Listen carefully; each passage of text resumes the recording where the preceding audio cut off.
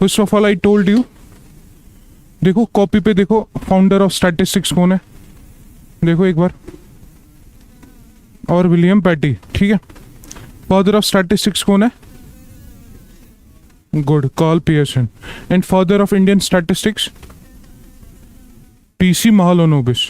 And PC Mahalanobis ने मतलब काफी कंट्रीब्यूशन है उसका, उसमें से मेन कंट्रीब्यूशन एक तो ISI Kolkata as well as what second 5-year plan that was based on industrialisation, ठीक है।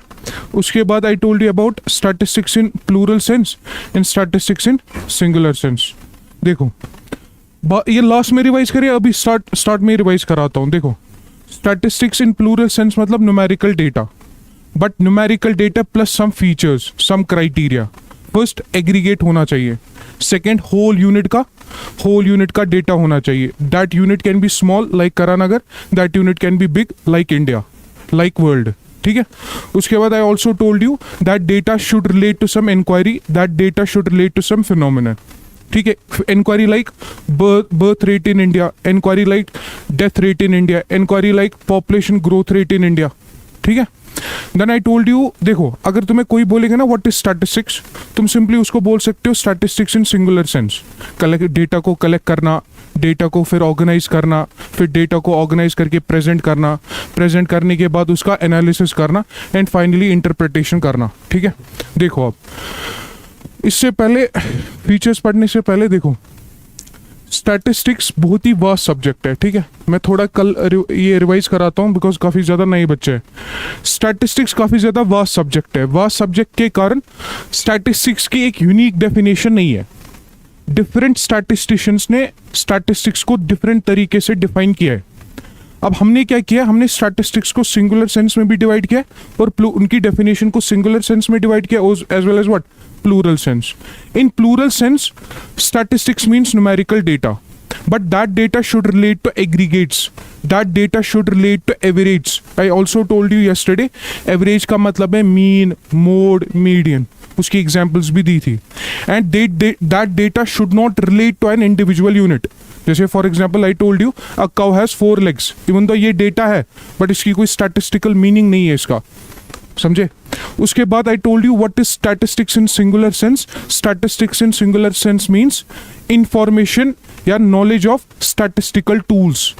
आई टोल्ड यू जब डेटा को कलेक्ट करते हैं तो हमारे पास कुछ टूल्स है, जब डेटा को ऑर्गेनाइज करते हैं हमारे पास कुछ टूल्स है, जब प्रेजेंट करते हैं, एनालिसिस करते हैं, हर जगह तुम्हारे पास टूल्स है। और तुम्हारा सिलेबस कुछ नहीं है, तुम्हारा सिलेबस है स्टैटिस्टिकल टूल्स। तुम्हें स्टैटिस्टिकल टूल्स ही पढ़ने हैं कि हम डेटा को कैसे कलेक्ट करें, डेटा को कैसे ऑर्गेनाइज करें, डेटा का मीन कैसे निकाले, सेंट्रल टेंडेंसी क्या होता है डेटा का, and other some topics are there, ठीक है। अब देखो then I told you what are the features of statistics. Statistics के क्या फीचर्स है।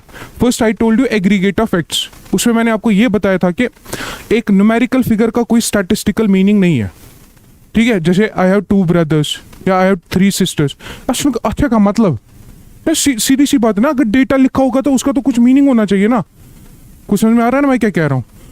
दूसरा पॉइंट ये है कि एग्रीगेट ऑफ फैक्ट्स है, मतलब का एग्रीगेट का फैक्ट्स यानी it should always tell us information when it comes to average, it should always tell us information when it comes to what, when it comes to aggregates, ठीक है। तो हर हमेशा तुम क्या देखोगे स्टैटिस्टिक्स में कभी नहीं लिखा होगा कि मतलब हर हमेशा ये लिखा होगा एवरेज साइज या average height of people in India, average height of people in USA, average जरूरी लिखा होगा, उसके बगैर स्टैटिस्टिक्स में डेटा नहीं होता।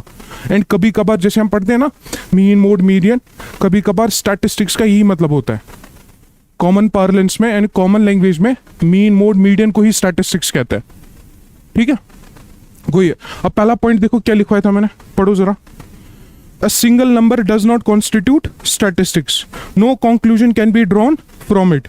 It is only aggregate number of facts that is called statistics, as the same can be compared and conclusions can be drawn from the same. Example दी भी थी, 2 एरिया है, area A and area B, किसी की income 20,000 है, किसी की income 30,000 है, ठीक है। फिर हम इन डेट कौन सी income, average income, mean income, remember this point. Now right second point, second point लिखो numerically expressed. Second point is features में numerically expressed. Numerically expressed, numerically expressed लिखो, लिखो फिर मैं समझा देता हूं। Statistics are expressed in terms of numbers, statistics are expressed in terms of numbers, statistics are expressed in terms of numbers, statistics are expressed in terms of numbers, full stop, full stop. Qualitative aspects, statistics are expressed in terms of numbers, qualitative aspects, qualitative aspects like small or big, qualitative aspects like small or big, comma, rich or poor, rich or poor, rich or poor, intelligent और unintelligent। मैं लिखता हूँ डम, डम छोड़ो, अब unintelligent ही लिख दो, ठीक है, इंटेलिजेंट और unintelligent।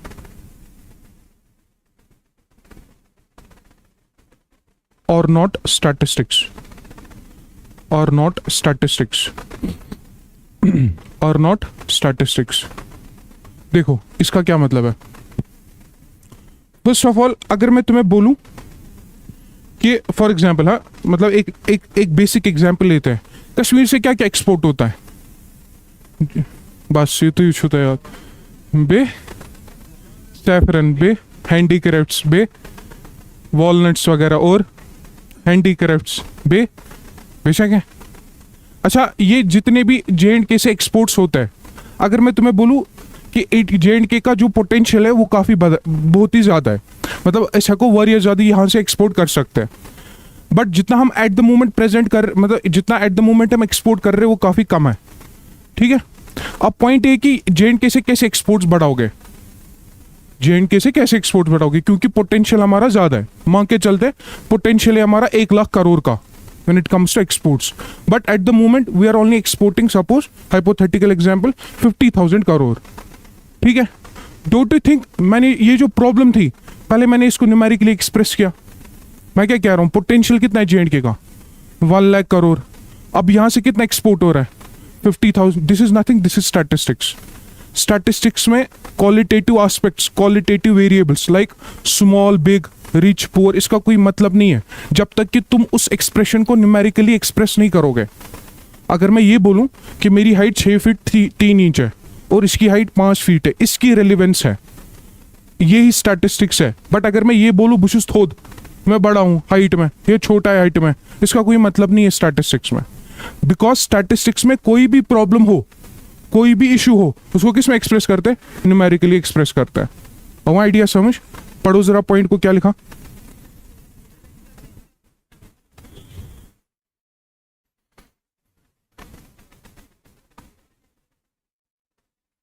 और नॉट स्टैटिस्टिक्स। बट कभी कभार रेटिंग दी जाती है, अगर अमेजोन देखा होगा, फ्लिपकार्ट देखा होगा, कोई जब प्रोडक्ट हम लेते तसा रेटिंग आसा 5 star 3 star 2 star, that is ordinal.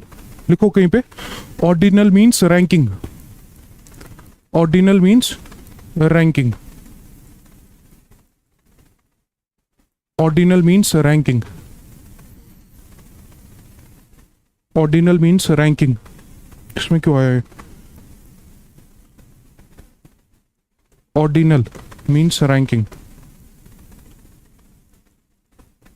ठीक है। कभी कभार क्या किया जाता है, जैसे फॉर एग्जांपल अगर मैं आपको ये बोलूं कि आपके घर में गैस सिलेंडर आता है, कोई कंपनी आपको गैस सिलेंडर देती है, अगर मैं आपको ये बोलूं कि उनकी सर्विसेज आप रेट करो आउट ऑफ 10, कुछ समझे, आप बोलोगे 10 में से 5, 10 में से 4, वो कुछ नहीं है, वो रैंकिंग है, वो क्या है, वो रैंकिंग है। कभी कभार जब मतलब ये मैं क्यों बता रहा हूँ, कभी कभार जब हम न्यूमेरिकली एक्सप्रेस नहीं कर पाते ना चीज़ों को, तब उसको हम क्या देते हैं, रैंक देते हैं। पॉइंट ये है, जब हम न्यूमेरिकली, जैसे फॉर एग्जांपल अगर मैं ये बोलूं कि मेरी इंटेलिजेंस को नंबर दे दो, अब IQ टेस्ट को अभी छोड़ दो, मेरी इंटेलिजेंस को नंबर दे दो, अब क्या करोगे, रैंक ही करोगे ना। इसकी इंटेलिजेंस 5th कैटेगरी पे है, इसकी इंटेलिजेंस 1st कैटेगरी पे है, 3rd category, that is ordinal. यानी कभी कभार जब प्रॉब्लम हो जाती है ना कि हम प्रॉब्लम को क्या नहीं कर पा रहे हैं, न्यूमेरिकली एक्सप्रेस नहीं कर पा रहे हैं, तब क्या देते हैं हम, तब रैंक दी जाती है। दैट इज़ वाई मतलब कभी कभार मैं थोड़ा इकोनॉमिक्स में भी थोड़ा मतलब बताऊंगा आपको, क्योंकि मेरा इकोनॉमिक्स ही सब्जेक्ट है। तो कभी कभार there was this recommendation from Economic Survey. Economic Survey पता है ना, ये भी पढ़ा दूंगा मैं। इकोनॉमिक सर्वे कौन पब्लिश करता है, इकोनॉमिक सर्वे पब्लिश है या अनपब्लिश सोर्स है, ये सारा पढ़ना है ना। इकोनॉमिक सर्वे ने एक बार ही रिकमेंडेशन दिया था कि जितने भी गवर्नमेंट हॉस्पिटल्स है, जितने भी गवर्नमेंट हॉस्पिटल्स है, मेक श्योर कि लोग उनको रैंक करें। मतलब फॉर एग्जाम्पल एक पोर्टल दे दो, एक ऑनलाइन पोर्टल क्रिएट करो, उस ऑनलाइन पोर्टल में सारे के सारे गवर्नमेंट हॉस्पिटल्स हो। अब तुम जाते हो गवर्नमेंट हॉस्पिटल्स में, अपने सर्विसेज के हिसाब से यू रैंक दम। कुछ समझे मैं क्या कह रहा हूँ? अगर मेरे यहाँ सब डिस्ट्रिक्ट हॉस्पिटल है that is located in Pampore, वहाँ सर्विसेज उतनी अच्छी, आई विल रैंक दम 2 या 3, 5 स्टार में से 1 स्टार या 2 star. What will happen, government को पता चलेगा कि देखो इन हॉस्पिटल्स की services and they will take action. क्या गवर्नमेंट कर रही है? ऑफ कोर्स नहीं, that was just a recommendation, ये खाली रिकमेंडेशन थी। ठीक है, राइट। थर्ड पॉइंट लिखो, reasonable accuracy. Reasonable accuracy, third feature of statistics is reasonable accuracy. Reasonable accuracy, reasonable accuracy, right. हाँ, इसको अंडरलाइन किया करो, इनको अंडरलाइन किया करो, फिर मैं जो एक्सप्लेन कर रहा हूं उसके बाद लिखा करो। रीजनेबल एक्यूरेसी लिखो, a reasonable degree of accuracy, a reasonable degree of accuracy, a reasonable degree of accuracy must be kept in view. A reasonable degree of accuracy must be kept in view, VIEW, in view, while collecting statistical data. While collecting statistical data. A reasonable degree of accuracy must be kept in view while collecting what? Statistical data. अब इसका मतलब समझो, देखो जैसे for example कभी कभार क्या होता है, आपके घर में कोई आएगा, उसको कहते हैं इन्वेस्टिगेटर, ठीक है, या इन्यूमरेटर, तिश्तात वना, there is a subtle difference, आगे जाके देखेंगे। इन्वेस्टिगेटर आया आपके घर में, ठीक है, ये इन्वेस्टिगेटर आपको क्या पूछ रहा है, इंफॉर्मेशन ले रहा है आपसे, क्या आपके घर में कितने ब्रदर्स कितने सिस्टर्स है, आपके घर में गाड़ी है, आपके घर में रेडियो है, ये क्वेश्चन पूछे जाते हैं ना, आपके घर में टीवी है, आपके घर में कोई गवर्नमेंट एम्प्लॉई है, ये क्वेश्चन पूछता है। अब अगर ये इन्वेस्टिगेटर इसी मोहल्ले का हुआ, हाँ, या अगर ये इन्वेस्टिगेटर इसकी प्रॉपर नॉलेज नहीं है कि डेटा को कैसे कलेक्ट करते हैं, होगा क्या डेटा का? कुछ समझे मैं क्या कह रहा हूं? होगा क्या डेटा का? एग्जैक्टली डेटा आपको रिप्रेजेंट नहीं कर पाएगा उस एरिया की कंडीशंस को।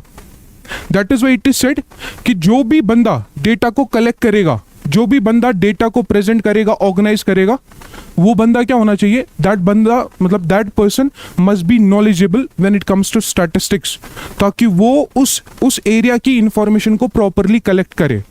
पता है कभी कभार क्या होता है, जैसे फॉर एग्जाम्पल तुमने सुना होगा, कभी कभार जब हाई कोर्ट और सुप्रीम कोर्ट के जजेस केसेस सुनते हैं, और अगर वो केस में उनके कोई ब्रदर इन्वॉल्व होगा, उनकी फैमिली में कोई रिलेटिव इन्वॉल्व होगा, वो केस नहीं सुनते। देखा है कभी? खुद को रिक्यूज करते, खुद को निकालते उस जजमेंट से।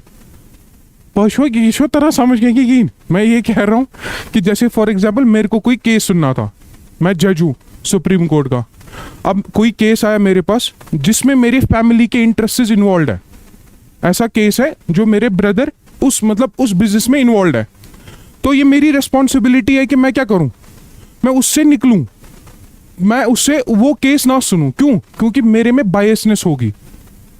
कुछ समझे? मेरे में इम्पार्शियलिटी नहीं होगी, मेरे में बिकॉज वन साइडेड। मैं कोशिश करूंगा कि मेरे ब्रदर को ही क्या मिले, फायदा मिले। That is why it is said कि जिस एरिया में मैं, जैसे फॉर एग्जाम्पल ये एरिया ए है ना, इस एरिया ए में जो भी इन्वेस्टिगेटर भेजोगे वो उस एरिया का नहीं होना चाहिए, that should be from some other area, ताकि जब ये डेटा कलेक्ट करे इस डेटा में कोई भी बायसनेस नहीं होनी चाहिए, वन साइडेड डेटा नहीं होना चाहिए। वो आइडिया हुआ क्या समझ? ताकि डेटा जो है प्रॉपरली रिफ्लेक्ट हो। जैसे फॉर एग्जाम्पल कभी कभार जब मैं क्वेश्चन आपको पढ़ाऊंगा कभी कभार ओपन एंडेड क्वेश्चन होता है। ओपन एंडेड क्वेश्चन मतलब बताओ J&K गवर्नमेंट कैसा काम कर रही है, इसका कोई आंसर एक है? तो वन सुबह तो शाम तक हेकू तुम आंसर जवाब दित कि यहाँ की J&K की गवर्नमेंट कैसी है। ये ओपन एंडेड क्वेश्चन है। बट अगर मैं ऐसा बंदा हूँ जो चाहता है कि ये गवर्नमेंट सही काम कर रही है, जो भी मेरे को वो रेस्पोंडेंट आंसर देगा ना, डू यू थिंक कि जो वो आंसर कर रहा है मैं वो कॉपी पे प्रॉपरली लिखूंगा? क्योंकि मेरे को बायसनेस क्या है, I am attracted to this government. मैं चाहूंगा कि जो वो गलत बोलेगा वो मैं कॉपी पे नोट नहीं करूं, जो अच्छा बोलेगा वो मैं कॉपी पे नोट करूंगा। आवाज समझ गया क्या सुना? That is why when ever you collected data, that data must be what reasonable, उसमें एक्यूरेसी होनी चाहिए। That data must be collected in a systematic way. That data must be collected in an unbiased way, in an impartial way, transparent way. अब ये idea समझ? Right, fourth point. Placed in relation to each other. Fourth point is placed in relation to each other. Fourth point is placed in relation to each other.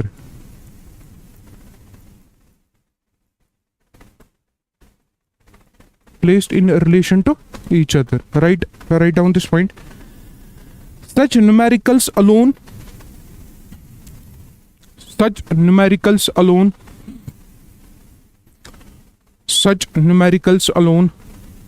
will be called statistics. Such numericals alone will be called statistics. Such numericals alone will be called statistics. Will be called statistics as are mutually related. As are mutually related and so comparable. Such numericals alone will be called statistics as are mutually related and so comparable. Full stop. Unless they have the quality of comparison. Unless they have the quality of comparison. Unless they have the quality of comparison, they cannot be called statistics. Unless अगर आप उनको compare नहीं कर पा रहे, they can not be called statistics. Unless they have the quality of comparison, they can not be called what? Statistics. पढ़ो इस point को जरा। Such numericals alone will be called statistics as are mutually related and so comparable. Unless they have the quality of comparison, they cannot be called what? जैसे for example हम कहते हैं कि India की इकोनॉमी कितनी बड़ी है नंबर्स में। नंबर्स में मैं रैंक की बात नहीं कर रहा। $1 ट्रिलियन, $5 ट्रिलियन एम है, ठीक है। 3.9 है टू बी, मतलब टू बी अप्रोक्सीमेट $4 ट्रिलियन की इकोनॉमी है। यूएसए की कितनी है? यूएसए की मांग के चलो $30 ट्रिलियन। अच्छा, इसको किस में एक्सप्रेस कर रहे हो? डॉलर्स में। क्यों डॉलर्स में एक्सप्रेस कर रहे हो? ताकि हम क्या करें? कंपेयर करें कि कौन सबसे बड़ा है। कुछ समझ में आ रहा है? जैसे फॉर एग्जांपल ये 3 बंदे हैं, ए बी सी। इसका वेट फॉर एग्जांपल 60 kg है, इसकी हाइट फॉर एग्जांपल 5 फीट है, ठीक है, या इसकी इनकम 50,000 है। Now tell me, can you compare these data? नहीं कर सकते ना। तो अगर तुम्हें इसको कंपेयर करना होगा तो कैसे कंपेयर करोगे? है ना, इसकी अगर वेट ये निकाल रहे हो, इसका भी वेट होना चाहिए, इसका भी वेट होना चाहिए। तो ये स्टैटिस्टिक्स नहीं कहलाता। स्टैटिस्टिक्स तब कहलाता है जब आप वो डेटा कलेक्ट कर रहे हो जिसमें आप कंपेयर कर सकते हो। जैसे फॉर एग्जांपल बुआ ने इंडिया में 320 million ton of food production होती है, ठीक है, और इंडिया में 200 मतलब मान के चलो billion metre of cloth produce होता है। Can you compare them? नहीं है ना, ये अलग यूनिट है, ये अलग यूनिट है। होमोजेनिटी हेट्रोजेनिटी है। तो क्या करते हो? इसको किस में एक्सप्रेस करते हो? रुपीज में। कुछ समझे मैं क्या कह रहा हूं? इसको किस में एक्सप्रेस करते हो? रुपीज में। फिर आपस में कंपेयर करते हो। दैट इज वाई स्टैटिस्टिक्स में वही नंबर्स काम आते हैं जिन नंबर्स को आप क्या कर सकते हो? कंपेयर कर सकते हो। तभी तो तुम बोलोगे ना कि भाई India is the fifth world, मतलब fourth largest economy in the world, तभी तो बोलोगे ना जब आप उस इकोनॉमी के मतलब जीडीपी को किसके साथ कंपेयर करोगे, डिफरेंट कंट्रीज के साथ, but that comparison must be in what, एक यूनिट होना चाहिए ना, एक सेम यूनिट होना चाहिए, तभी तो कंपेयर करोगे। हाँ आइडिया समझ, ये याद रखना कि स्टैटिस्टिक्स में जितने भी तुम फिगर्स लिखोगे आगे जाके, these figures are compared when it comes to मतलब between different countries, between different sectors, between different time periods. So पारोस विनी what is inter sectoral and what is inter temporal. ठीक है, इतना समझ में आया? Right, next point. एक इंटरेस्टिंग चीज है, मतलब जितने भी मैंने एसएसबी बैच इन बोलता भी रहता हूं मैं, तो जो खली लेखान जब बोलने का टाइम आता है, सुनने का टाइम आता है, तो शुन असल पेट बोझा क्या, ये मैंने ऑब्जर्व किया है जितने भी बैच मैंने अभी तक पढ़ा है। लिखने के टाइम अगर तुम्हें बनो ना सुबह पे शाम तक लिखियो तो लिखियो खाली आए तो तुमने गलत हो इसमें पाई, बट जब सुनने का टाइम आता है ना, तुम सही से नहीं सुन पाते, ठीक है ना, तो सुना करो। ये अगर मैं अभी बोलूंगा ये बुक यहाँ से लिया है मैंने, वो कोई मसला नहीं है, यू कैन ऑलवेज मतलब बुक पढ़ोगे हो गया, बट चीजों को ढंग से सुना करो, दैट इज मोस्ट इंपॉर्टेंट। और at the end of the day concept ही काम आते हैं। रट सुनाई चला के थे जो याद, कोई भी कॉम्पिटेटिव एग्जाम में रटा है वो करना पड़ेगा कुछ रोड लर्निंग, बाकी eight the end of the day it is all about concepts. ठीक है, तो सुना करो ढंग से। देखो next point, pre determined purpose. Pre determined purpose, predetermined purpose, predetermined purpose. Next feature is predetermined purpose. Predetermined purpose लिखो इसमें, predetermined purpose में लिखो statistics are collected, statistics are collected, statistics are collected with some predetermined objective. Statistics are collected with some predetermined objective. Statistics are collected with some predetermined objective. Full stop. Any information collected, any information collected without any definite purpose, any information collected without any definite purpose, will only be a numerical value, will only be a numerical value and not statistics.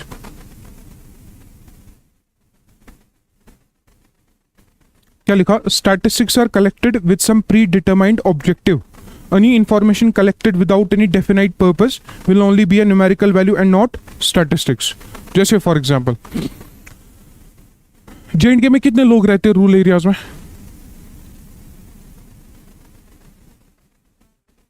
60-70%। India में 60-70%। देखो point ये है कि अगर मैं आपको बोलूं कि रूरल एरियाज में सबसे ज्यादा प्रोमिनेंट सेक्टर कौन है, एग्रीकल्चर सेक्टर, जैसे बोला भी होगा सर ने, ठीक है, एग्रीकल्चर सेक्टर है। अगर मैं आपको ये बोलूं कि मेरे को ये बताओ कि इंडिया में फार्मर्स की क्या कंडीशन है, क्या करोगे? मतलब क्या करोगे भाई? डेटा कलेक्ट करना है ना, वो तो मेरे को भी पता है खराब है। डेटा कैसे कलेक्ट करोगे? जैसे खराब के कंटेक्स्ट में ये बोल सकता हूं कि ऑन एन एवरेज एक फार्मर एक मंथ में 10,000 से लेके 12,000 ही कमाता है। ठीक है, this is the data that is from the government of India. ये मेरा अपना डेटा नहीं है। अब वो छोड़ो, मैं ये कह रहा हूं कि अगर तुम्हें फार्मर्स की कंडीशन को पता करना है तो क्या करोगे? करोगे ना डेटा कलेक्ट करोगे। तो डेटा कलेक्ट करने से पहले क्या करोगे? मतलब मैं आपको कह रहा हूं फार्मर्स की कंडीशन पता करनी है, ठीक है। आप कह रहे हो सर डायरेक्टली हम किसके पास जाए? फार्मर्स के पास जाए। लेकिन फार्मर जाने से पहले क्या करना है? डिसाइड क्या करना पड़ेगा? एग्जैक्टली पहले ये हमें पता करना है कि हम क्यों जा रहे हैं वहां। हमारा प्री डिफाइंड या प्री डिटरमाइंड ऑब्जेक्टिव होना चाहिए। प्री डिटरमाइंड ऑब्जेक्टिव मतलब भाई हम फार्मर्स की इकोनॉमिक पोजीशन को क्या पता करने जा रहे हैं, तो हमें ये क्वेश्चन से आंसर करने, इससे ज्यादा इंफॉर्मेशन हमारे लिए रेलिवेंट। दैट इज वाई जब सेंसस के लोग तुम्हारे पास आएंगे ना, तो उनके पास एक क्वेश्चनियर होता है, वो तुम्हें वही क्वेश्चन पूछेंगे, कुछ समझे, क्योंकि उनको पता है कि यही इंफॉर्मेशन हमारे लिए रेलिवेंट है। वो तुम्हें वो क्वेश्चन नहीं पूछेंगे कि जिसका कोई मतलब उसकी कोई रेलिवेंस नहीं है। कहने का ये मतलब है कि जब डेटा को कलेक्ट किया जाता है, डेटा कलेक्ट करने से पहले हमें पता होनी चाहिए कि ये डेटा किसके लिए हम यूज कर रहे हैं। कुछ समझा मैं क्या कह रहा हूँ? जैसे for example I am telling you, हमें फार्मर्स की कंडीशन को पता करना है, तो फार्मर की कंडीशन कैसे पता करोगे कि फार्मर की इनकम क्या है, और वो इनकम कहाँ से ला रहा है? लेबर करने की वजह से ला रहा है, एग्रीकल्चर लेबर है, या वो उसके पास कोई लैंड है, लैंड उसके पास कितना है? कुछ समझे मैं क्या कह रहा हूँ? लैंड कम है या लैंड ज्यादा है, ये कौन पता करेगा? ये तो तुम लोग पता करोगे। बट तुम्हें ऑलरेडी दिया होगा कि लुक ये कंडीशन है फार्मर्स की, you have to collect data from only these objectives या अंडर ओनली दीज हेडिंग्स। इससे ज्यादा तुम्हें डेटा कलेक्ट नहीं करना है। आवाज समझ, कुछ समझ में आ रहा है? यानी हर हमेशा डेटा कलेक्ट करने से पहले यू शुड नो कि डेटा किस पर्पस के लिए कलेक्ट कर रहे हो, ऑब्जेक्टिव क्या है, प्री डिटरमाइंड पर्पस क्या है। ये नहीं कि कोई भी डेटा लेके आ गए। आवाज समझ गए? पढ़ो जरा इस पॉइंट को, क्या लिखा है।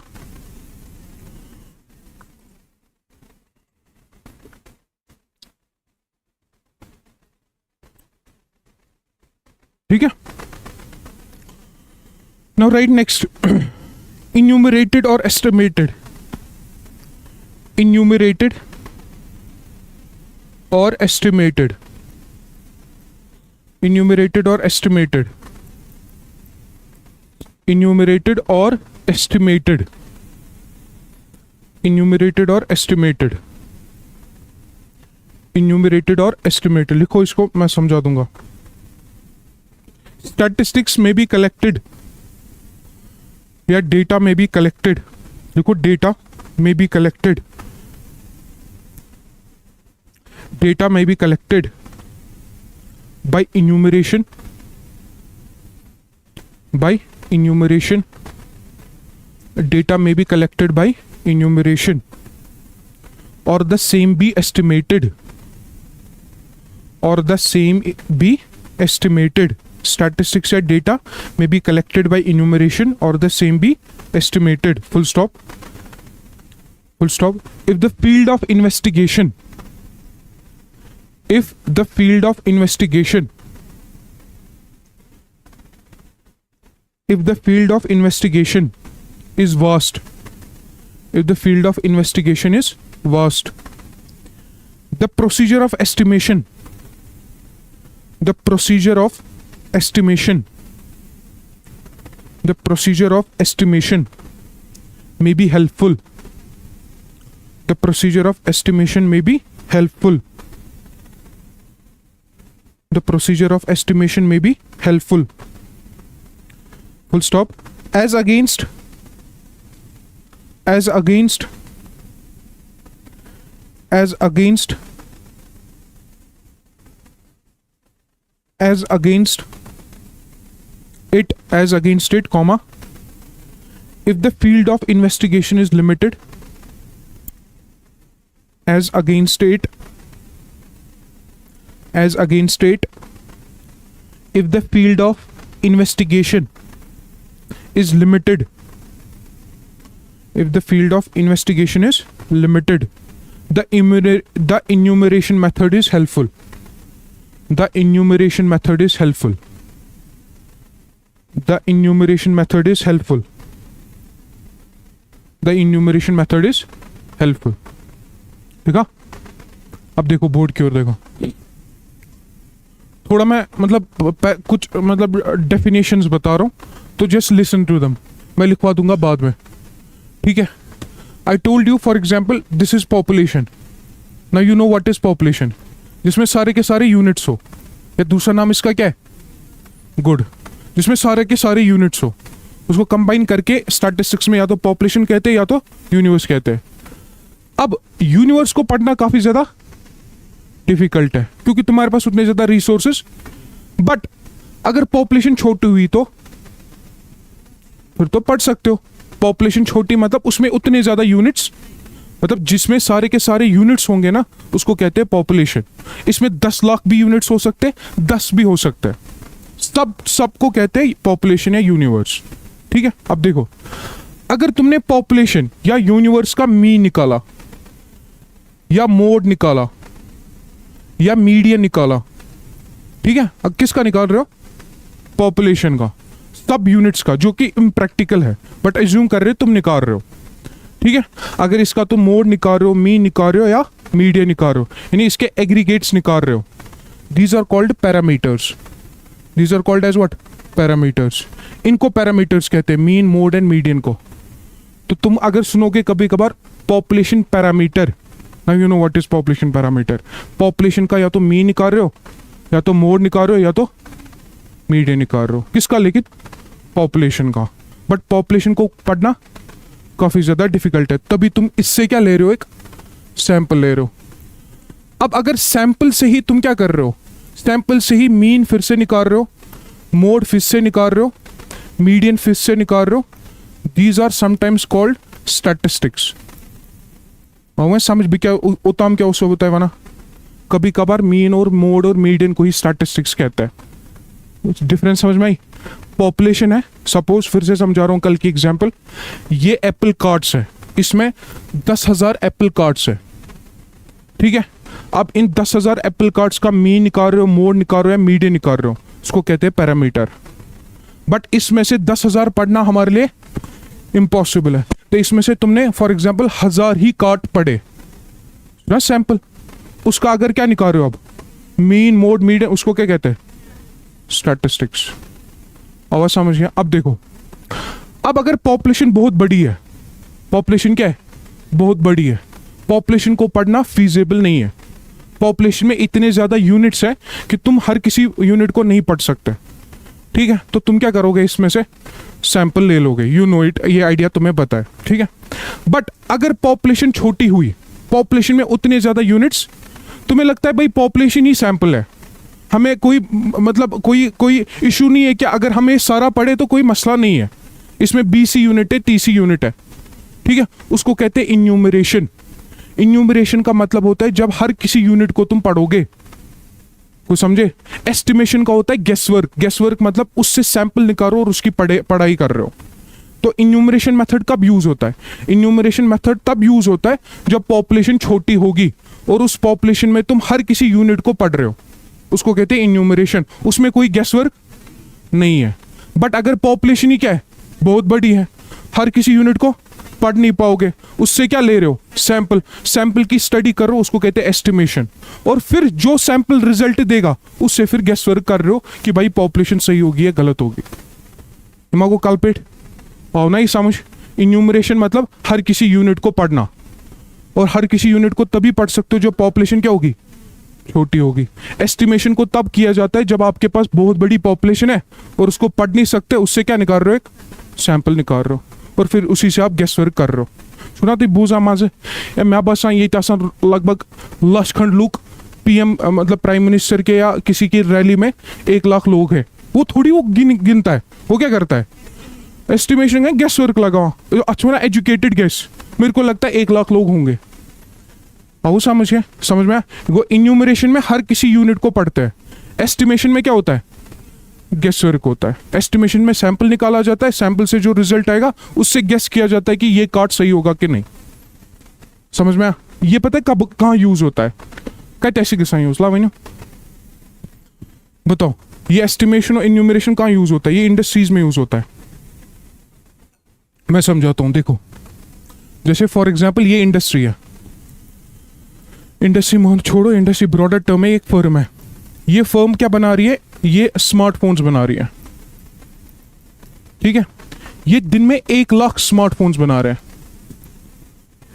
1 लाख तो कम ही नंबर है। ठीक है, जितना एप्पल का वैल्यूएशन है ना, उतना कंट्री का जीडीपी साइज नहीं है जितना एप्पल कंपनी का वैल्यूएशन है। ठीक है, अब देखो मतलब सही तमिस मिलती 6 दो, बस सीधी सी बात है, उतना उसका मतलब उस कंपनी का वैल्यूएशन है। मेरा पॉइंट क्या है? देखो फर्म है एप्पल, ठीक है, एप्पल फर्म है, ये एक दिन में कितने स्मार्टफोन्स बना रही है? Do you think it is possible to make sure कि हर कोई डिवाइस वो क्या करे? टेस्ट करे?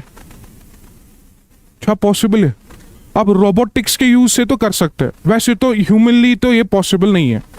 ये 1 लाख तुम्हारा पॉपुलेशन है, ये 1 लाख क्या हुआ अब तुम्हारा पॉपुलेशन। अब पॉपुलेशन को यहां पढ़ना इम्पॉसिबल है, क्यों? क्योंकि पॉपुलेशन में बहुत ज्यादा यूनिट्स है। आवाज समझ गया? अब वो क्या करता है, एप्पल कंपनी क्या करता है एग्जैक्टली इसमें से मान के चलो 1000 स्मार्टफोन्स निकाले, रैंडमली सिलेक्ट किया, और 1000 जब ये न्यू यूनिट्स निकाले, इनकी स्टडी की, स्टडी करने के बाद पता चला कि भाई इसमें से ऑलमोस्ट सारे के सारे सही है। तो इसका मतलब ये 1 लाख स्मार्टफोन भी क्या होंगे, यही सही है।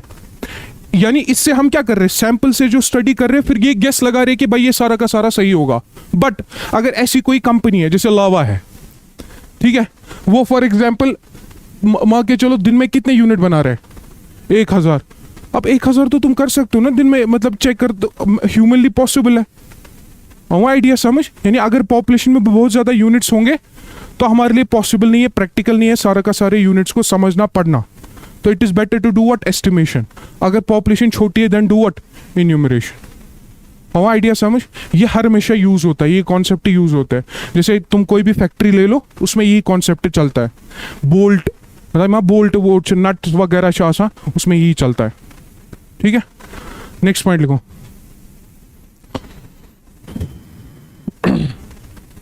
Right, next point, last point, collected in a systematic manner. collected in a systematic manner, collected in a systematic manner, collected in a systematic manner, collected in a systematic manner। लिखो इसको। statistics should be collected, statistics should be collected in a systematic manner।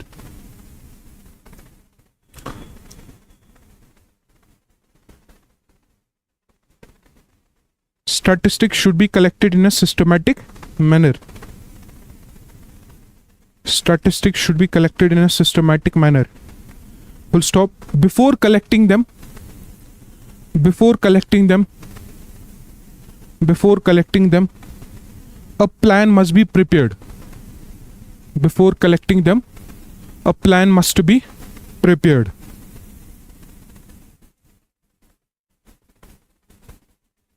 जैसे ये simple है, अगर मैं आपको बोलूं class 11 का डेटा कलेक्ट करो, तुम्हारा क्या क्वेश्चन होगा पहले, कौन सा डेटा है? सीधी सी बात है, कौन सा डेटा कलेक्ट करने की बात कर रहे हो, और ये डेटा किसका होना चाहिए, should it be only girls या should it be only boys, और किसका डेटा, कौन से वेरिएबल। समझे ना मैं क्या कह रहा हूँ? हम साथ तो FA बनियो ना इंशाल्लाह, तो तुम्हें, मेरे को नहीं पता उसका काम क्या, FA का क्या काम है, क्या काम है उसका, क्या फाइनेंस, क्या मेंटेन करना है, मेंटेनिंग रिकॉर्ड्स। तो रिकॉर्ड्स को कैसे मेंटेन करोगे, ये थे कि है फाइल आ कुछ फाइल आ गई, पैराग्राफ कुछ भी लिख दिया नहीं ना, एक सिस्टमैटिक वे होगा ना, एग्जैक्टली जर्नल होगा। तो स्टैटिस्टिक्स भी एक सिस्टमैटिक तरीके से ही किया जाता है, कलेक्ट एक सिस्टमैटिक तरीके से किया जाता है। पहले जो कलेक्ट करेगा, जैसे for example I told you अभी, जो कलेक्ट करता है उसको क्या कहते हैं, इन्वेस्टिगेटर।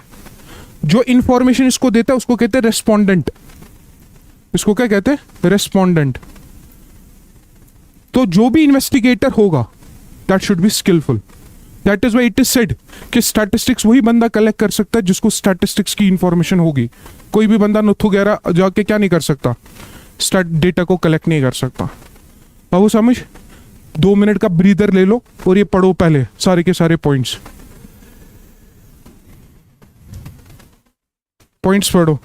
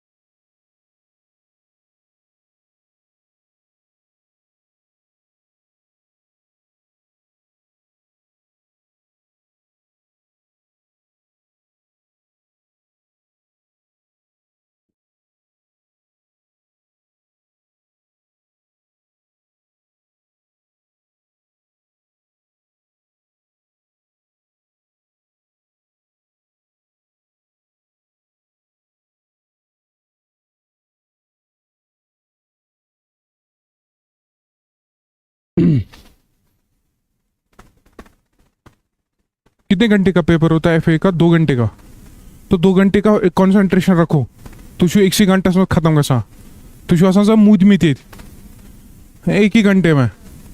तो कोई नहीं ना, ये सीख लो, ये कॉन्सेंट्रेशन तो तुम्हें ही बिल्ड करना है।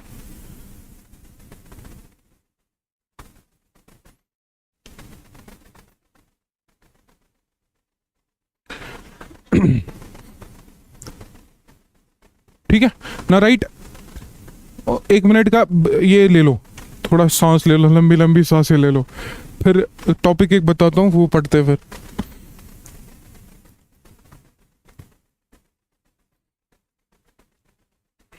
बेसिक्स छोड़ो या टर्म्स लिखो।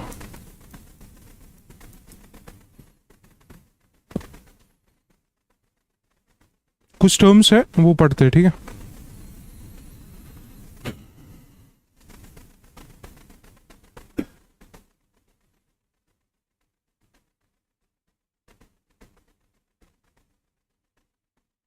ना राइट, फर्स्ट वेरिएबल, पहला जो टर्म है वो है क्या?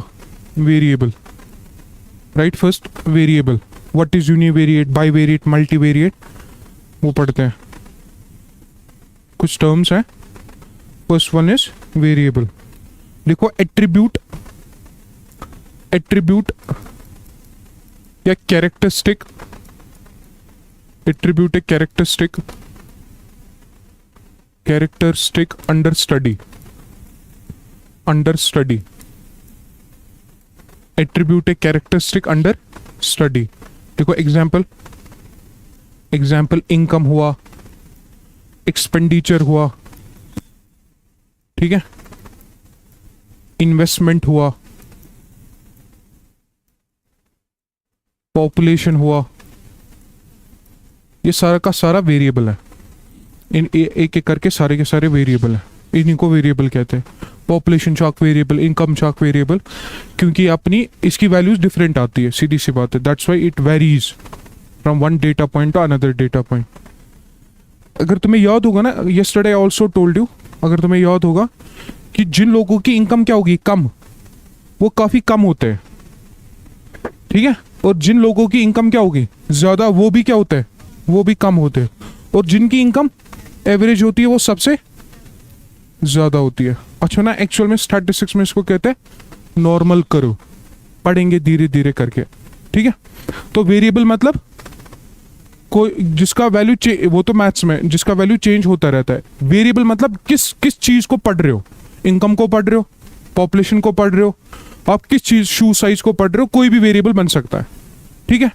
अब देखो, अगर मैं ये बोलूं कि यहां पे तुम्हारे पास खाली हाइट पढ़नी है, height of, average height of class 11th students, ठीक है? इसमें कितने वेरिएबल है? एक ही है ना, हाइट ही है बस, और तो कुछ नहीं है ना। इसको कहते हैं यूनिवेरिएट, या यूनिवेरिएट या यूनिवेरिएबल। कैसे? अब कोई वेरिएबल सुना, समझे? अगर मैं ये बोलूं average height of class 11 students, of class 11th students with respect to age, with respect to what? Age. यहां कितने वेरिएबल आए? कौन कौन सा?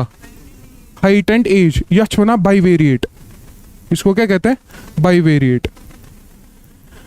बट अगर मैं ये बोलूं average height and average weight, तीसरा वेरिएबल क्या होगा? Average weight, average height and average height and average weight of class 11 students with respect to what? Age. ये वेट की बात कर रहा हूं और हाइट की बात कर रहा हूं। कस वेरिएबल्स में 3 वेरिएबल है ना, तो ट्राईवेरिएट है, मल्टीवेरिएट, ठीक है? यूनिवेरिएट मतलब कितने वेरिएबल, बाईवेरिएट मतलब 2, और ट्राईवेरिएट है, मल्टीवेरिएट मतलब 2 या 2 से ज्यादा, ठीक है? ठीक है, लिखो इसको।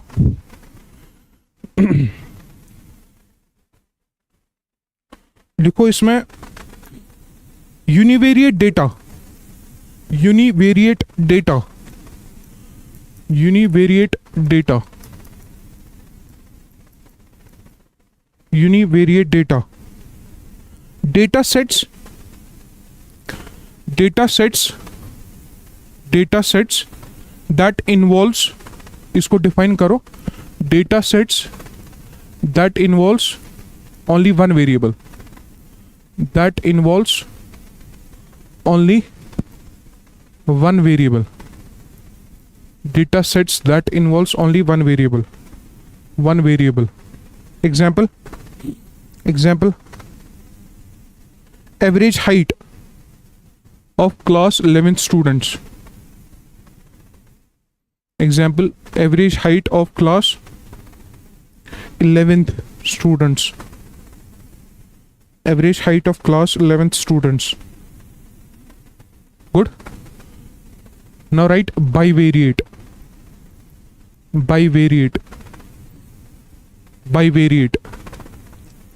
within bivariate write data sets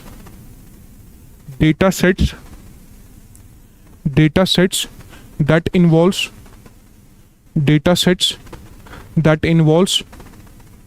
two variables, data sets that involves two variables. देखो example average height of class 11th students, data sets that involves two variables, average height of class 11th students with respect to age एक variable हुआ and second variable is height. Average height of class 11 students with respect to age. कभी कभार क्या होगा, जैसे तुमने पढ़ा होगा x एक्सिस एंड ठीक है कोऑर्डिनेट्स बाइवेरिएट, एक x वेरिएबल है, दूसरा जैसे यहां अगर मैं इनकम लिख दूं और यहां एक्सपेंडिचर लिख दूं, समझे? ये क्या, इनकम एक एक्सिस पे होगा, एक्सपेंडिचर दूसरी एक्सिस पे होगा, इनकम खुद में एक वेरिएबल है, एक्सपेंडिचर एक खुद में एक वेरिएबल है, दिस इज बाइवेरिएट. और स्टैटिस्टिक्स में बाइवेरिएट ही पढ़ते हैं. मल्टीवेरिएट या ट्राईवेरिएट उसको ग्राफ पे बनाना काफी ज्यादा क्या है, 3D ना, तो काफी ज्यादा मुश्किल है. तो स्टैटिस्टिक्स में मेजॉरिटी ऑफ द टाइम क्या करते हैं, बाइवेरिएट ही पढ़ते हैं. मानो वो थोड़ा कलपेट, अगर ये गोई कलपेट टेंशन उनके, ठीक है. अगर मैं आपको ये बताऊं कि इंडिया के एक्सपोर्ट्स कौन कौन फैक्टर डिटरमाइन करता है, मतलब कुछ समझे मैं क्या कह रहा हूँ? अच्छा, कोई भी particular price of a product कौन सा फैक्टर डिटरमाइन करता है? अगर इसका प्राइस 10 रुपए है, कौन सा फैक्टर डिटरमाइन करता है? मतलब कंजम्पशन और सप्लाई गुड, लेबर सीखो ना. कंजम्पशन मतलब डिमांड. कौन सा फैक्टर डिटरमाइन करता है कि इस प्रोडक्ट का प्राइस ज्यादा हो गया कम? कॉस्ट कितने का बनता है, और टैक्सेस गुड. अगर टैक्सेस ज्यादा हुए तो प्राइस क्या है, ज्यादा. नाउ सी, ये इतने फैक्टर काफी है. बट स्टैटिस्टिक्स में आई टोल्ड यू कितने वेरिएबल पड़ते हैं. तो अगर मैं ये बोलूं कि इस पर्टिकुलर गुड का, ये गुड एक्स है, इसका जो प्राइस है वो कंजम्पशन का फंक्शन है, वो सप्लाई का फंक्शन है, वो लेबर का फंक्शन है, वो किसका फंक्शन है, कॉस्ट का, और किसका फंक्शन है. पर कितने वेरिएबल पढ़ रहे हो स्टैटिस्टिक्स में? 2 वेरिएबल पढ़ रहे हो. यहां पे कितने वेरिएबल है, तो क्या करोगे बाकी सारों का इंक्लूड करेंगे तो फिर तो काफी ज्यादा बड़ा ग्राफ बनेगा ना. फिर 3D figure, 4D, 5D figure. Exactly. हम सब देखो, अब अगर मैं ये बोलूं कि गुड एक्स का जो फंक्शन है, गुड एक्स का जो प्राइस है, it is determined by consumption. It is determined by what? अगर लोग ज्यादा डिमांड कर रहे हैं, इसका प्राइस क्या होगा, ज्यादा. सीधी सी बात है. या कंजम्पशन छोड़ो, इस गुड एक्स का जो प्राइस है that is determined by cost. That is determined what? Cost अगर इसका ज्यादा होगा, इस गुड का प्राइस भी क्या होगा. बाकी सबको हम कांस्टेंट रखते हैं. क्यों? क्योंकि तुम्हारे पास 2 ही एक्सीज है, X axes and Y axes. तो एक पे अगर प्राइस रखोगे, दूसरे पे कॉस्ट रखोगे, बाकी सबको क्या रख दोगे? उसको कहते हैं इकोनॉमिक्स में या स्टैटिस्टिक्स में सेटेरस पैरिबस. क्या कहते हैं उसको? सेट, यानी अदर वेरिएबल्स कांस्टेंट. समझ गया? यानी स्टैटिस्टिक्स में कितने वेरिएबल पढ़ते हैं हम? नॉर्मली 2. बाकी जितने भी वेरिएबल उनको क्या माना जाता है? कांस्टेंट. ताकि हमें ये पता चले कि भाई ये वेरिएबल इसको कैसे इंपैक्ट करता है. बाकी अभी रखो कांस्टेंट. आइडिया समझ? लिख दो इसको कहीं पे साइड में लिख देना. या इसी के नीचे लिख दो, लिखो ये लिख दो पहले, प्राइस इनकम लिख दो, टेस्ट लिख दो, कंजम्पशन लिख दो, कंजम्पशन छोड़ो, कॉस्ट लिख दो, और क्या तुमने बोला था, टैक्सेस बोला था, यानी लिखो क्वांटिटी डिमांडेड, या इसका मतलब है quantity demanded of good x. पहले ये लिख दो, मैं लिखवा दूंगा, पहले लिख दो ये क्यू एक्स, एफ मतलब फंक्शन, प्राइस का है, इनकम का है, टेस्ट का है, कॉस्ट का है, टैक्सेस का है, और भी है सप्लीमेंट्री गुड्स, कॉम्प्लीमेंट्री गुड्स, सो पढ़ना है तो तहलील सर इंशाल्लाह। ठीक है, ये बेसिक टर्म्स पढ़ रहे हो भाई, ये आज आ जाएंगी धीरे धीरे करके, पूरे स्टैटिस्टिक्स में आ जाएंगे। लिखा है, अब लिखो Q x means, Q x means quantity demanded of good x, qx means quantity demanded of good x, qx means quantity demanded of good x, quantity demanded of good x, which is the function of, which is the function of, which is the function of, which is the function of price of own good, which is the function of price of own good, which is a function of price of own good, comma income of consumer, comma income of consumer, comma tastes, comma tastes and preferences, comma tastes and preferences, ठीक है, comma tastes and preferences, comma cost of producing the good, comma cost of producing the good, cost of producing the good, and taxes, and taxes, and taxes। अब इधर देखो, interesting है, देखो quantity of good x जो तुम demand कर रहे हो, अब ये छोड़ो, अभी इनको मैं रखता हूं कांस्टेंट, हाँ ये कांस्टेंट है, इसका मतलब है कांस्टेंट। अगर इस गुड का प्राइस बढ़ेगा तो इसकी डिमांड क्या होगी, यू ना ऑब्वियसली कम ही तो लोगे। एप्पल क्यों नहीं ले पा रहे, तो क्या तू गरीब है ना, सीधी सी बात है ना, ये दिल पे नहीं लेना, मैं बस मजाक कर रहा हूँ, ठीक है। तो तुम मतलब फॉर एग्जांपल एक महंगा फोन क्यों नहीं ले पा रहे, क्योंकि तुम्हारे पास एक तो उतनी इनकम नहीं है, और क्योंकि उसका प्राइस क्या है, तो उसकी क्वांटिटी डिमांडेड क्या है, कम। बात समझे मैं क्या कह रहा हूँ। अब अगर तुम खाली ये दो वेरिएबल पढ़ोगे, तुम सीधी सी बात है ना, तुम इसको ग्राफ में प्लॉट कर सकते हो, यहां लिखा प्राइस, यहां लिखा क्वांटिटी, वो समझ गया। जब प्राइस बहुत होगा क्वांटिटी कम होगी, जब प्राइस कम होगा क्वांटिटी ज्यादा होगी, तो इनवर्स रिलेशनशिप है, ये आ जाएगा धीरे धीरे करके, ठीक है। तो इसका मतलब जैसे for example quantity of a particular good, it is the function of price of own good, जो गुड का जो प्राइस है उसका फंक्शन है। अगर प्राइस ज्यादा हुआ तो क्वांटिटी कम होगी, अगर प्राइस कम हुआ तुम ज्यादा लोगे। अब इसको कांस्टेंट रखो, प्राइस को कांस्टेंट रखो, क्यों, क्योंकि हम दो ही वेरिएबल को पढ़ पाते हैं, हुआ आइडिया समझ। अब किसको पढ़ेंगे, क्वांटिटी एक्स और किसको, इनकम। अगर तुम्हारी इनकम ज्यादा हुई तो क्वांटिटी डिमांडेड ज्यादा लोगे, अगर तुम्हारी इनकम कम हुई तो क्वांटिटी डिमांडेड कम करोगे। अब इसको कांस्टेंट करो। अब इसको देखो, अगर तुम्हारी टेस्ट ज्यादा है with respect to the particular good, तुम्हारा खाने में मजा आ जाता है, तो तुम्हारी अगर टेस्ट बेटर है तो तुम्हारी क्वांटिटी डिमांडेड क्या होगी, ज्यादा। अगर टेस्ट वैसा नहीं है तो बकवास, हमें नहीं खाना, ठीक है। अब सिमिलरली कॉस्ट अगर उसको ज्यादा लग रहा है बनने में, तो ऑब्वियसली क्वांटिटी डिमांडेड क्या, क्योंकि उसका प्राइस ज्यादा होगा तो क्वांटिटी डिमांडेड कम होगी। आइडिया समझ। तो इसका मतलब अगर तुम खाली ये दो वेरिएबल पढ़ रहे हो ना, quantity of x and price of x, बाकी सबको क्या कर रहे हो, उसी को कहते हैं सेटेरस पैरिबस। लिख दो सेटेरस paribus, ceteris paribus means, ceteris paribus means, ceteris paribus means,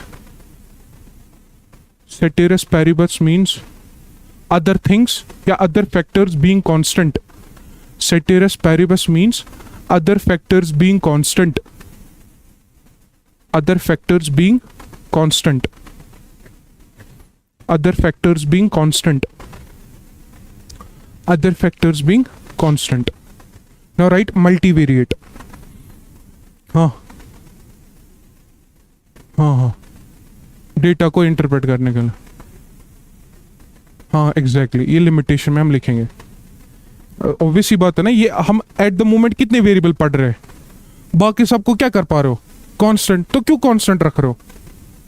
मतलब अगर एक पर्टिकुलर गुड है उस पे तो सारे फैक्टर्स क्या कर रहे हैं, इम्पैक्ट कर रहे हैं. तो तुम एक टाइम पे 2 ही तो वेरिएबल पढ़ सकते हो, बाकी सबको क्या कर रहे हो. तो बाकी इसका मतलब वो तो इसकी लिमिटेशन हुई, तो वो लिमिटेशन में आ जाएगा. Exactly it is a limitation. But अगर अब 3D फिगर होगी तो कम से कम 3 वेरिएबल पढ़ सकते हो, उससे ज्यादा हम कंक्लूजन को डिराइव नहीं कर पाता है. हवा समझ, ये लिमिटेशन में हमने लिखना है. आइडिया समझ में आ रहा है? इसका मतलब तुम लोगों को समझ में आ रही है चीजें. ठीक है, right. Next point multivariate. Multivariate लिखो, data sets that involve more than 2 variables. Data sets that involves more than 2 variables. Data sets that involves more than 2 variables. इसमें लिखो example. Average height and average wait.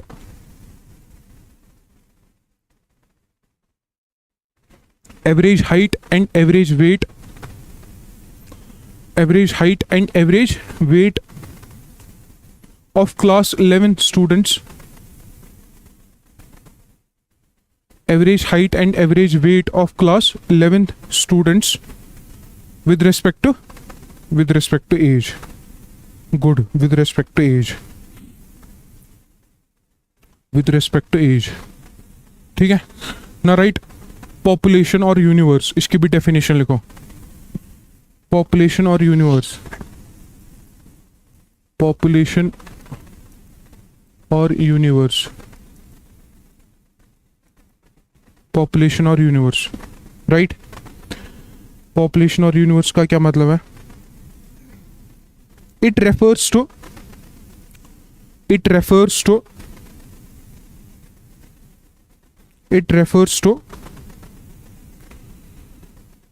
all the members. It refers to all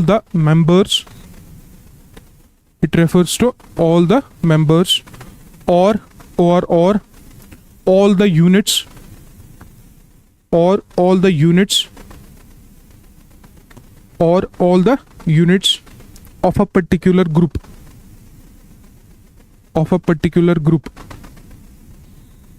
हाँ, सारे के सारे units items को हम क्या कहते हैं?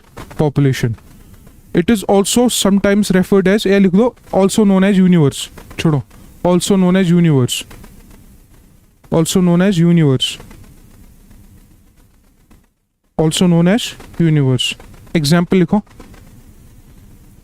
लिखो. All the citizens of a particular country. All the citizens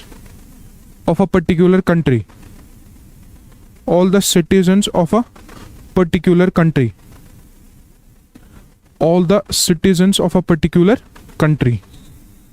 या लिखो नेक्स्ट पॉइंट लिखो. all the units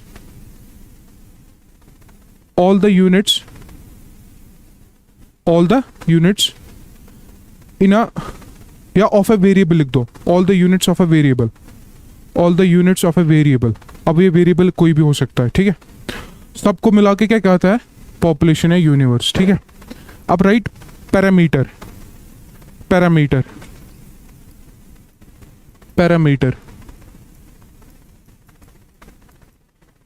इसमें लिखो, पैरामीटर में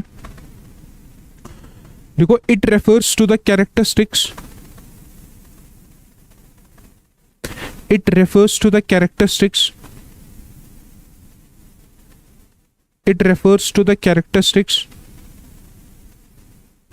that are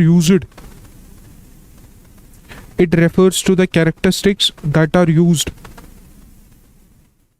It refers to the characteristics that are used to define a given population. It refers to the characteristics that are used to define a given population. It refers to the characteristics that are used to define a given population. For example, if we find out,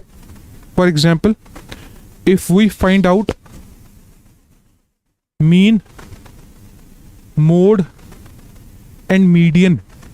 For example, if we find out mean, mode and median of the population,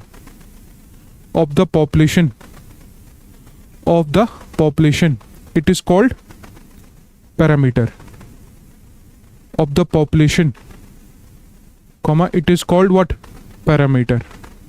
ठीक है, तो कभी कभार अगर इसका mean निकालते हैं ना सपोज, तो वो रखा जाता है ऐसे कैपिटल में. ठीक है ना. राइट. सैंपल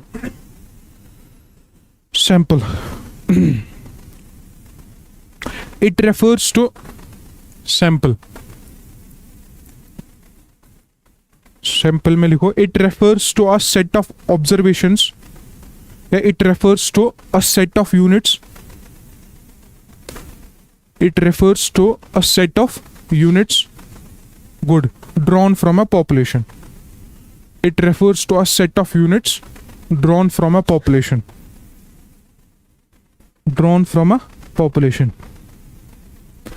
ठीक है, drawn from a population. It is a subset, good, it is a subset of universe.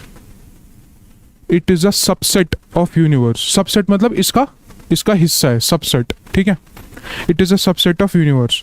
Next example लिखो. एग्जाम्पल पता है, जैसे कोविड के टाइम जब वैक्सीन लगा था, तो ऑब्वियस ही बात है ना, जब कोविड के टाइम जब वैक्सीन लगाए गए थे तो उसका रिजल्ट कैसे पता चलेगा? उन्होंने क्या किया होगा? सबको पहले इंजेक्शन नहीं दिए. एग्जैक्टली. पहले उन्होंने क्या किया? पहले सारे लोगों को इकट्ठा किया जो रेडी है किसके लिए? वैक्सीन लेने के लिए. फिर उनको एज वाइज क्या किया? डिवाइड किया. फिर सैंपल दिया, मतलब इंजेक्शन दिया. फिर पता चला इनका क्या रिपोर्ट था. अगर वो मतलब सही रिपोर्ट थी, फिर तभी उन्होंने पूरे के पूरे पॉपुलेशन पे एक्सपेरिमेंट किया. हमारा आइडिया समझ? अब अगर मतलब तुम न्यूज़पेपर नहीं पढ़ते ना, कभी कभार पता है क्या लिखा होता है? 5,500 लोगों पे हमने एक्सपेरिमेंट किया और हमारा रिजल्ट ये आया. अब पूरे के पूरे 2 करोड़ लोगों पे इसको लगाओ. कुछ समझ मैं क्या कह रहा हूँ? कितने लोगों पे एक्सपेरिमेंट किया था? 5,000 पे. 5,000 लोगों पे क्या रिजल्ट क्या है? अच्छा है. तो अब पूरे के पूरे 100 करोड़ लोगों पे लगाओ. डू यू थिंक इसे सही नहीं है ना? सही मतलब 5,000 लोगों पे एक्सपेरिमेंट करना, फिर 120 करोड़ लोगों पे लगाना.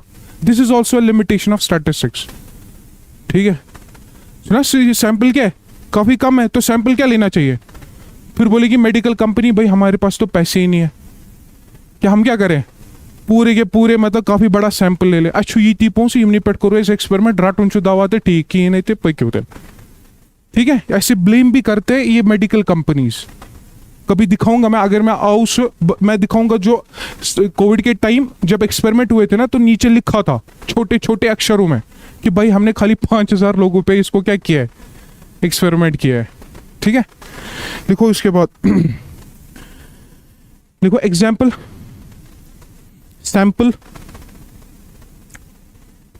sample set of COVID vaccine. देखो example, sample set of COVID vaccine. Now write statistics.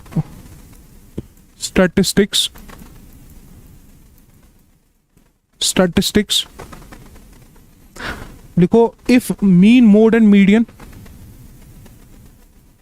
Statistics में लिखो if mean, mode and median. If mean, mode and median is derived from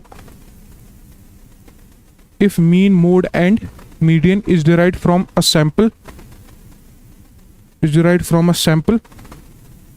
it is called statistics. It is called statistics. लिख दो इसको, इसको ऐसे ही बनाओ, ठीक है, बना दो इसको, ऐसे ही बना दो जल्दी। लेकिन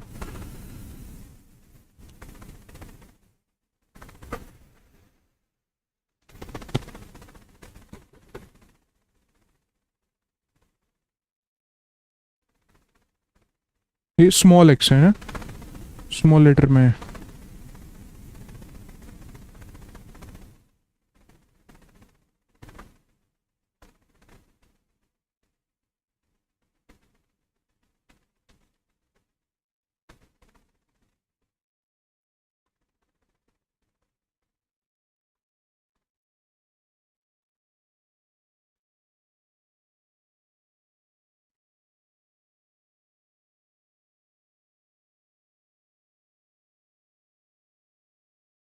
ठीक है, अब लिखो और एक टर्म लिखो, फिर मैं 5 मिनट की ब्रेक देता हूँ। लिखो, आज ये नहीं आएंगे, शाकर सर नहीं आएंगे, ठीक है, वो बीमार है। लिखो generalisation. What is next term is generalisation. जेनरलाइजेशन,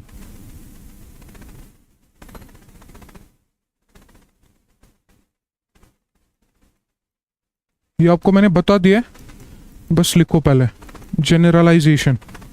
S लिखो या जेड लिखो, बात एक ही है। जनरलाइजेशन लिखो। It refers to the ability, it refers to the ability, it refers to the ability to draw conclusions, it refers to the ability to draw conclusions about the characteristics of the population, it refers to the ability to draw conclusions about the characteristics of the population, it refers to the ability to draw conclusions about the characteristics of the population as a whole,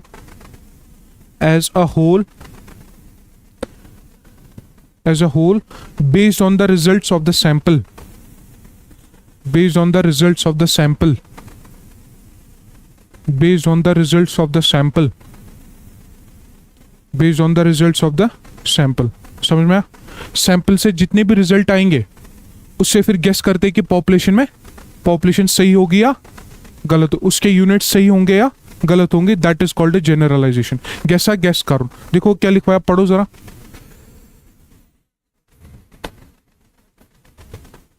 based on the results of the sample, ठीक है। Sample सही हुआ population को accept करोगे, sample सही नहीं हुआ population को रिजेक्ट करोगे, ठीक है। 5 मिनट की ब्रेक ले लो, फिर और पढ़ेंगे, ठीक है। 3:48 हुआ।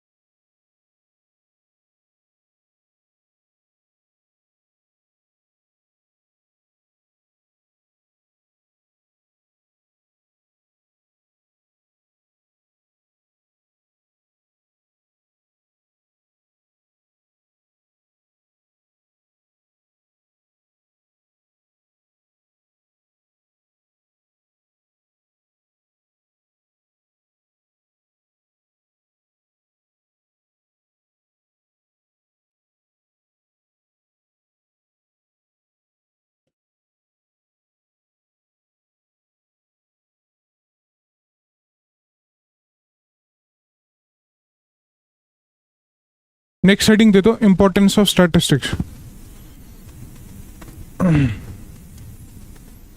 Importance of statistics.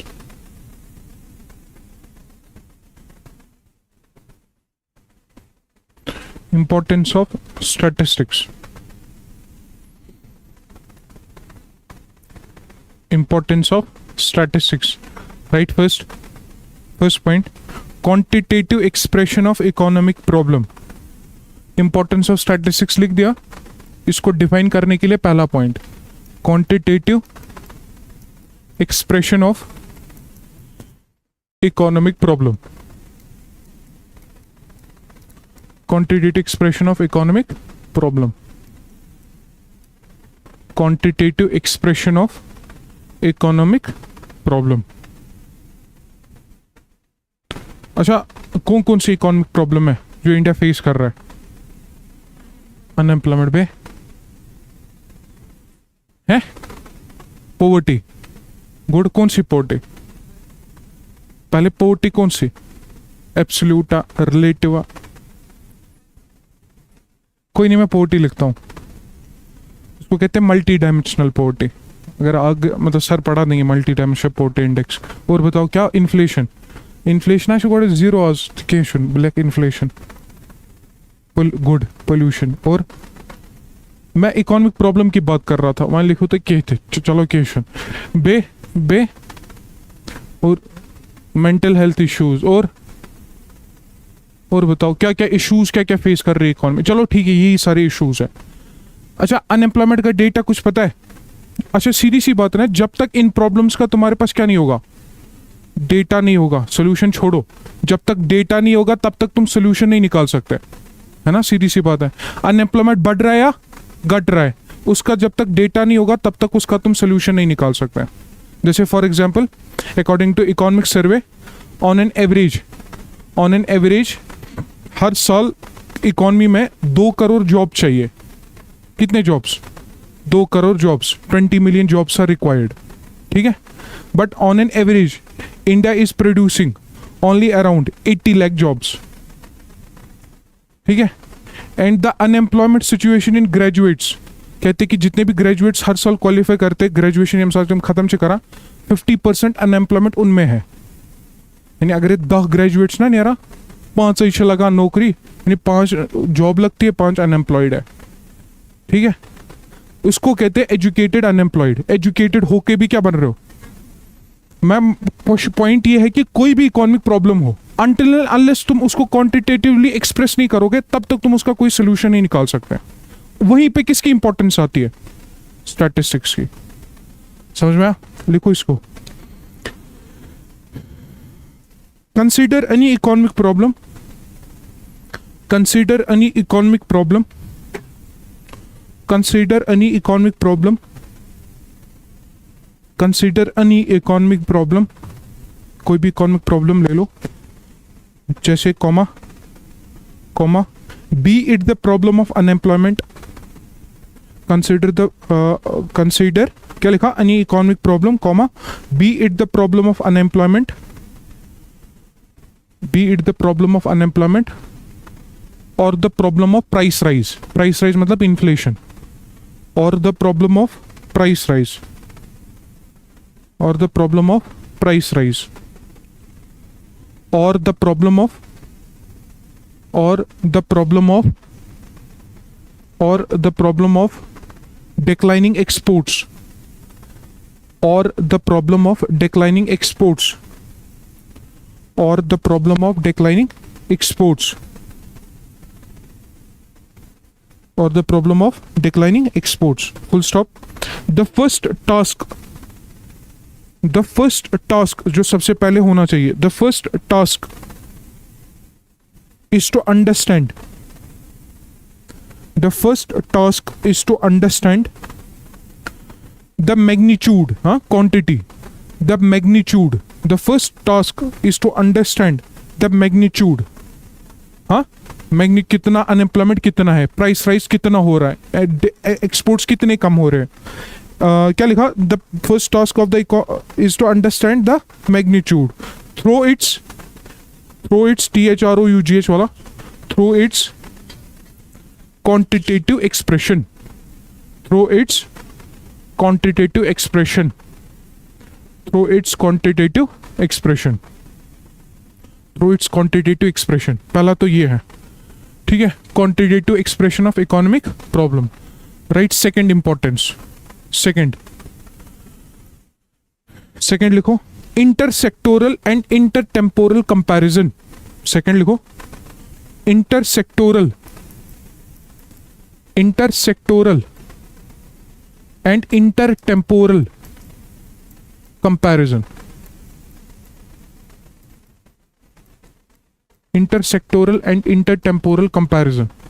ये देखो पहले, अब अगर आपने फाइंड कर लिया कि अनएम्प्लॉयमेंट काफी इंडिया में काफी ज्यादा है, ठीक है, अनएम्प्लॉयमेंट काफी ज्यादा है, तो फर्स्ट ऑफ ऑल तुम्हारा टास्क होगा कि रूरल में एरिया में ज्यादा है या अर्बन एरिया में, फॉर्मल में ज्यादा है, इनफॉर्मल में ज्यादा है, या सिंपल ये यहाँ पे क्या पॉइंट है, यहाँ पे ये पॉइंट है कि हम क्या कर रहे हैं, हम इकोनॉमी को हमने ढूंढ लिया, अनएम्प्लॉयमेंट है, हमने पहला पॉइंट कर लिया, quantitative expression of economic problem, भाई 10% का अनएम्प्लॉयमेंट है, 20% का अनएम्प्लॉयमेंट है। दूसरा तुम्हारा काम क्या होगा, ये सेक्टर वाइज देखो कि अनएम्प्लॉयमेंट कहाँ सबसे ज्यादा है, रूरल एरिया में ज्यादा है या अर्बन एरिया में, एग्रीकल्चर में ज्यादा है या इंडस्ट्री में ज्यादा है या सर्विसेज में ज्यादा है, उसको कहते हैं इंटर सेक्टोरल। इंटर टेम्पोरल होता है टाइम वाइज मतलब अगर 2023 में 10% अनएम्प्लॉयमेंट था, 2024 में फॉर एग्जाम्पल 12% था, 2025 में फॉर एग्जाम्पल 16% था, 2026 में 18% था। इंटरटेम्पोरल मतलब टाइम, टेम्पोरल मतलब टाइम, यानी टाइम वाइज अनएम्प्लॉयमेंट क्या हो रहा है ना, इंक्रीज हो रहा है। इंटरटेम्पोरल है ना, इंटरटेम्पोरल मतलब टाइम वाइज, आप कोई भी वेरिएबल उसको किसके हिसाब से देख रहे हो, टाइम के हिसाब से देख रहे हो। 2011 में population of this country was this, 2012 में दिस, 2013 में this is intertemporal, between time period. Intersectoral मतलब व्हाट, बिटवीन सेक्टर्स। तो जब भी तुम देखोगे ना, मतलब कोई भी इशू देखोगे, कोई भी अनएम्प्लॉयमेंट का इशू देखोगे, कोई भी सर्वे देखोगे, उसमें हर हमेशा इंटरसेक्टोरल एंड इंटरटेम्पोरल डेटा दिया हुआ है।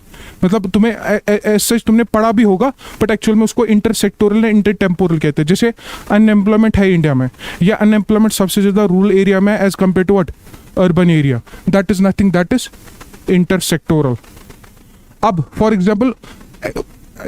Example from the past 5 years unemployment in India is rising, that is nothing, that is what, आऊंगा समझ गया। Similarly for example production in economy is rising continuously from the past 5 years, that is what, intertemporal, but the production is rising more in industrial sector as compared to the services sector, that is what, वो समझ। Statistics में ना खाली कोई भी problem अगर आप पढ़ रहे हो ना, उसका ये भी पढ़ रहे हो, कंपैरिजन पढ़ रहे हो, सेक्टर वाइज भी और टाइम वाइज भी। अगर सेक्टर वाइज कंपैरिजन कर रहे हो तो इंटरसेक्टोरल, टाइम वाइज कर रहे हो तो इंटरटेम्पोरल। तो ये पॉइंट याद रखना, मे बी कभी एसएसबी पूछे इंटरटेम्पोरल रेफर्स टू या इंटरसेक्टोरल रेफर्स टू, ठीक है, लिखो इसको आप।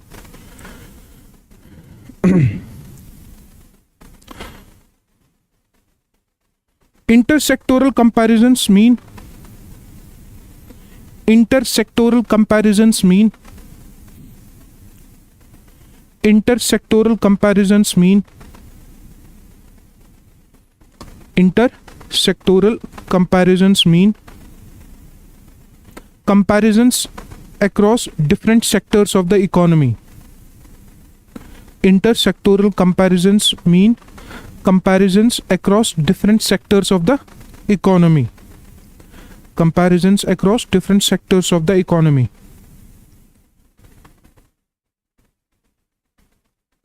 For example,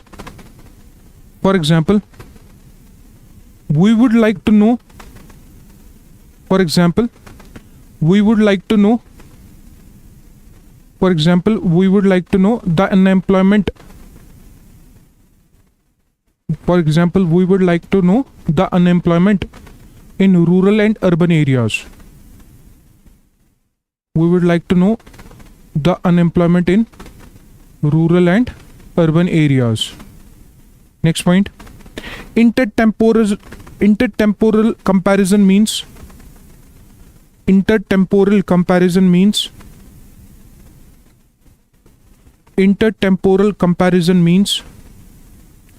understanding of change. Intertemporal comparison means understanding of change in the magnitude of the problem. Understanding of change in the magnitude of the problem. In the magnitude of the problem over time. over time.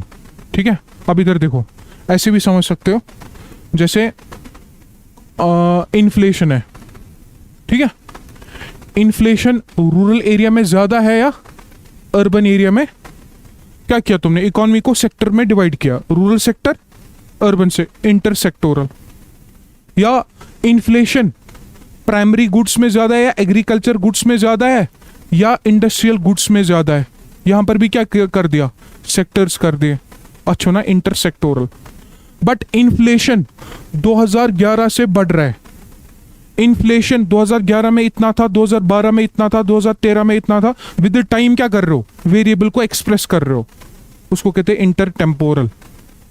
ठीक है, जैसे for example, वैसे इतना काफी है, ये समझ में आएगा ना, इंटरसेक्टोरल एंड इंटरटेम्पो, ये आएंगे, ये फीचर्स आएंगे, अभी ये बेसिक्स ही पढ़ रहे हो, ये जब स्टैटिस्टिक्स पढ़ेंगे, इंडेक्स नंबर पढ़ेंगे, बाकी सब चीजें पढ़ेंगे, फिर से आएंगे। ठीक है, समझ में आ गया ना, सेक्टर वाइज जब डिफरेंसेस करोगे, डिस्टिंक्शन करोगे, इंटरसेक्टोरल। टाइम वाइज किसी वेरिएबल को पढ़ रहे हो तो उसको क्या कहेंगे, इंटरटेम्पोरल। बस इतना याद रखना है, right. Next point,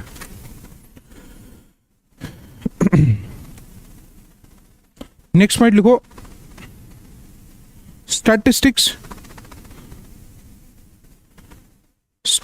helps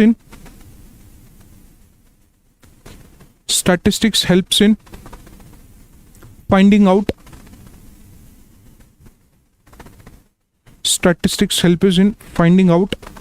cause and effect relationship. Statistics help us in finding out cause and effect relationship. Cause and effect relationship, इसको अंडरलाइन करो, cause and effect relationship, cause and effect relationship।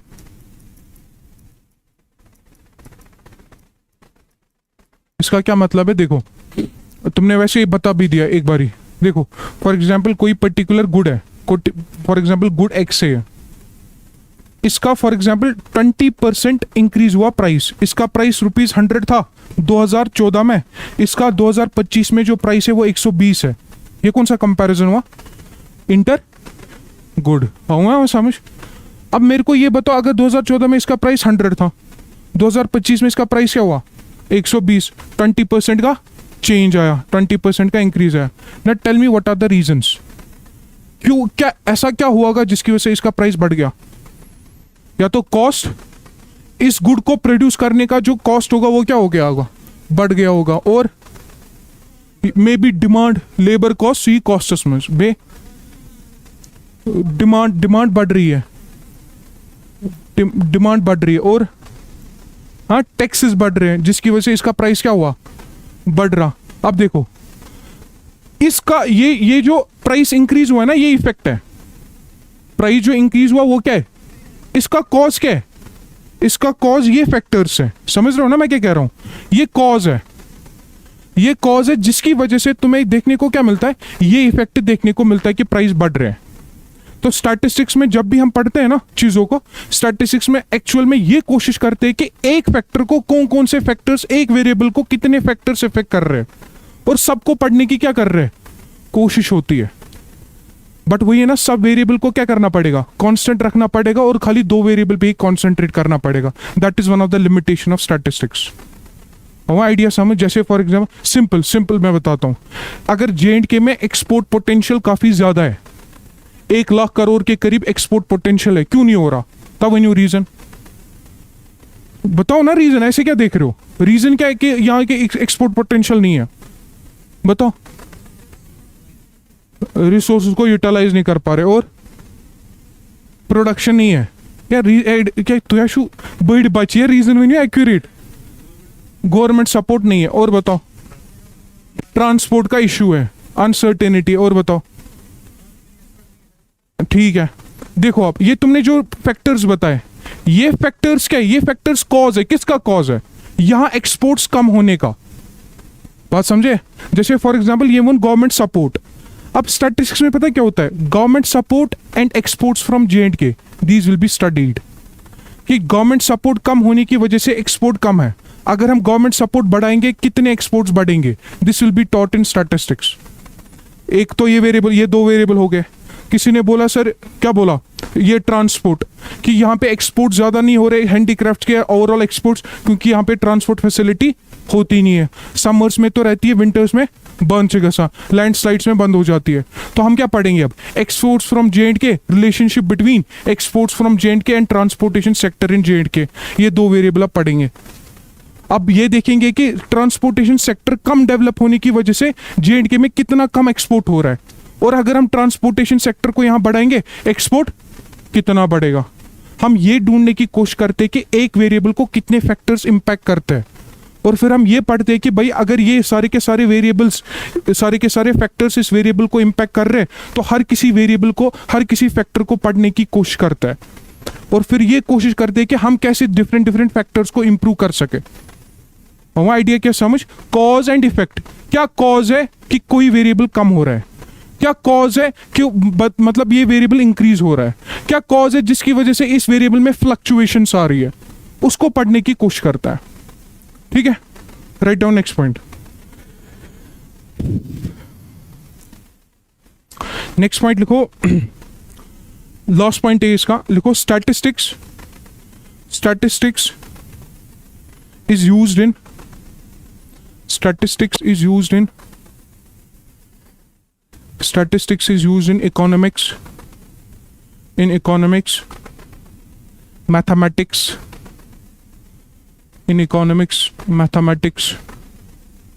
research methodology।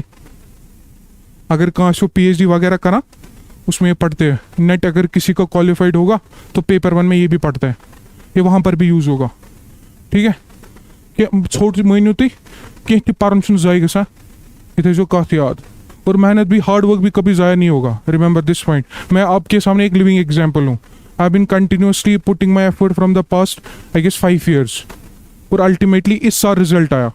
तो अपने efforts देते रहो, कुंदा कैसी इंशाल्लाह click, but हार नहीं मानना। ठीक है, क्या लिखवा रहा था मैं?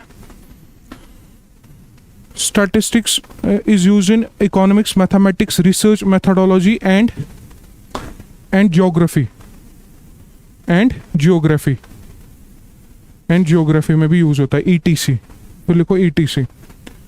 हाँ, statistics is multidisciplinary in approach। क्या लिखो? statistics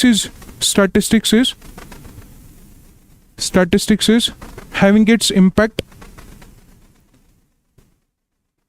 statistics is having its impact on all the sciences, कोई भी साइंस पढ़ो उसमें स्टैटिस्टिक्स होगा ही होगा, on all the sciences। ठीक है, आज के इंपॉर्टेंस खत्म, कल लिमिटेशंस पढ़ेंगे, फिर आपका सिलेबस स्टार्ट होगा। ठीक है, आज के लिए काफी है। आज ये शाकर सर नहीं आएंगे, आज छुट्टी है।